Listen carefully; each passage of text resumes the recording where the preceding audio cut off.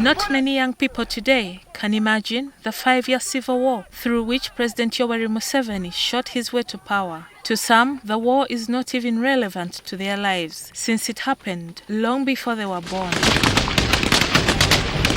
However, Arnold Mubangizi brought the bourgeois struggle to life in our living rooms as he acted in 27 Guns, a biopic that dramatized the war, offering a compelling narrative to the young people who did not live through it.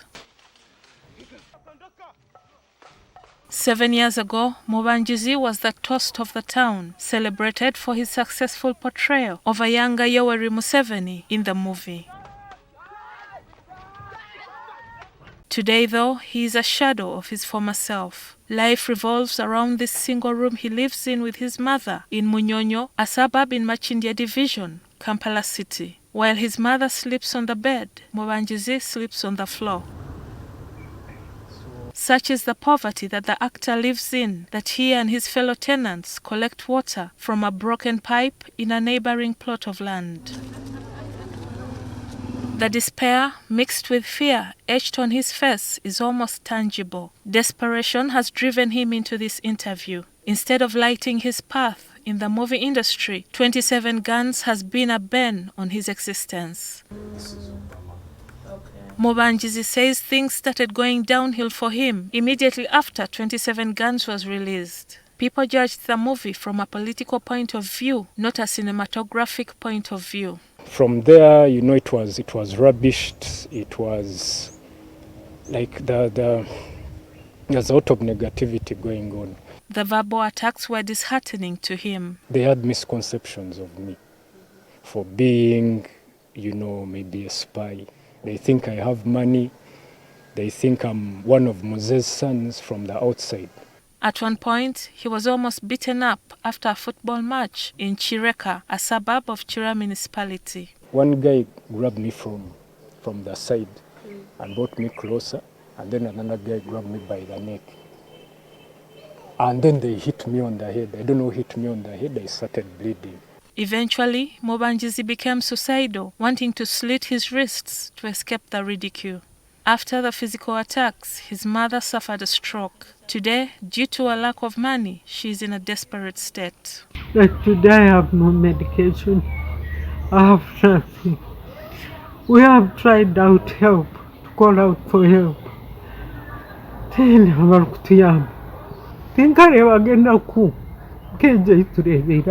The actor was paid 10 million shillings for his role in 27 Guns. He says 2 million shillings went to the casting director. The balance of 8 million shillings was too little to cater for his needs. I bought a piece of land in Mukono, and at the start of 2020, the world went on a standstill. There was people couldn't work, and now that's where my mom got a stroke. Yeah, and I was forced, because I had debts to pay. I was paying around 700 for rent where I was staying. So I had to sell my piece of land to try and, cater for her medical needs. The rent for the room he lives in is 400,000 shillings per month. The landlord is demanding arrears for 2 months. Sometimes Mubangizi borrows maize flour and beans from the shops to feed the family. Don't want to. Acting roles are few and far in between. He last acted in 2022 in a movie called Katera of the Punishment Island. When we asked why he does not find a job in any other industry, this is what he has to say. Some I would get and then they would recognize me, but most of the time that's why I would quit some jobs. And then for film, there are some filmmakers who wouldn't hire me because they wouldn't risk their movie after seeing how, I got a social media beating, or 27 Guns got a social media beating, In the 7 years since the movie was released, the actor has only met the president once, a meeting that lasted less than a minute. He has tried to reach out to the president in vain. So in Tungamo, someone told me, hey, Muse is going to be there. There's a midwifery, there was a midwifery and nurses, a celebration of sort going on. So I made my way to Ntungamo with my ill mom. After giving a speech, he sees me from, from a distance. I'm trying to make my way to him, and then, you know, he realizes it's me. I go to him, and he asks me, where are you now? I tell Mzee, I need a job. I need to, you know, work for my nation.